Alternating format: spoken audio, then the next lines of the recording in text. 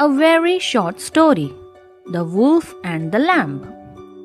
One day, a lamb was eating sweet grass away from her flock of sheep. She didn't notice a wolf walking nearer to her. When she saw the wolf, she started pleading. "Please, don't eat me. My stomach is full of grass. You can wait a while to make my meat taste much better." Again the lamb said, "The grass in my stomach will be digested quickly if you let me dance." The wolf agreed.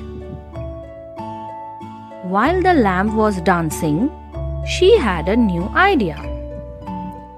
She said, "I can dance faster if you take my bell and ring it so hard." The wolf took the bell and started to ring so hard. And then the shepherd heard the sound and ran quickly to save the lamb's life.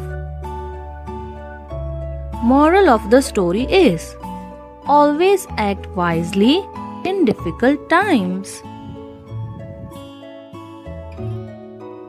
Thanks for watching.